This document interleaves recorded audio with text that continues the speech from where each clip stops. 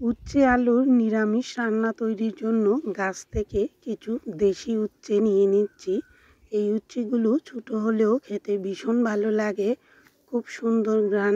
আর দেশি উচ্ছের স্বাদ করলার চেয়ে অনেক বেশি।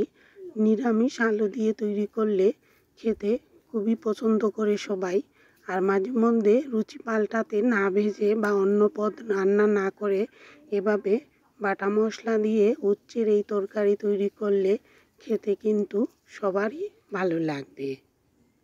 করলা বা উচ্ছে তিতে হওয়ার কারণে ছোটো বা বড় অনেকেই খেতে চায় না।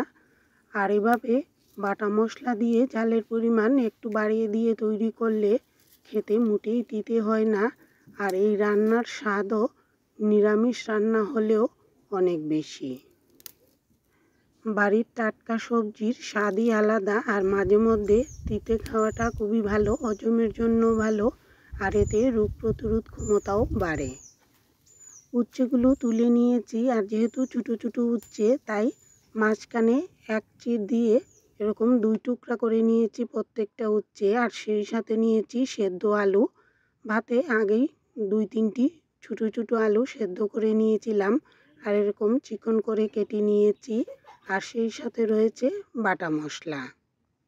এই সময়ের আলুগুলো খুব শক্ত হয়, সহজে সেদ্ধ হতে চায় না। ভাতে সেদ্ধ করে রান্না করলে অল্প সময় হয়ে যায়। আর আলুটাও ভালো সেদ্ধ না হলে কোনো তরকারি খেতে ভালো লাগে না।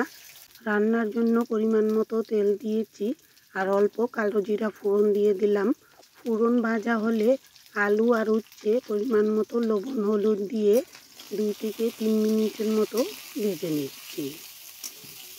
সবজিভাবে হালকা ভেজে দিলে নিরামিষ রান্না খেতে খুবই ভালো লাগে। এরকম 2-3 মিনিট কষিয়ে নেওয়ার পর এবার বাটা মশলার মধ্যে জিরা, শুকনো মরিচ আর সরিষা বাটা দিয়েছি।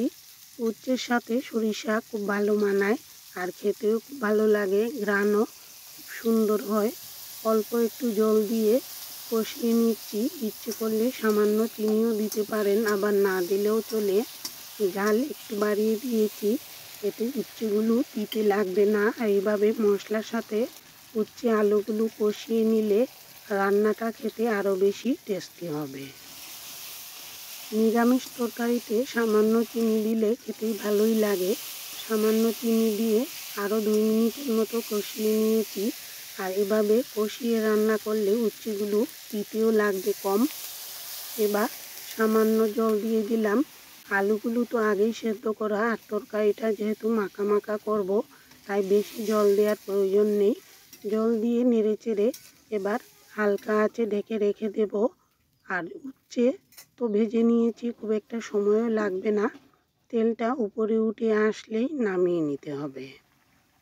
2 মিনিটের মতো ঢেকে রেখেছিলাম, তারপর ঢাকনাটা সরিয়ে এরকম হালকা আঁচে আরও কিছুক্ষণ রেখে দিয়েছি।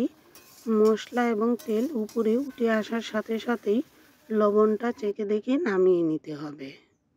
এই রান্নাটা এতটাই সুস্বাদু যে ভাত দিয়েও ভালো লাগবে, আবার রুটি দিয়েও খেতে পারবেন। কেমন লাগলো জানাতে ভুলবেন না। আর এতক্ষণ পাশে থাকার জন্য সবাইকে অসংখ্য ধন্যবাদ।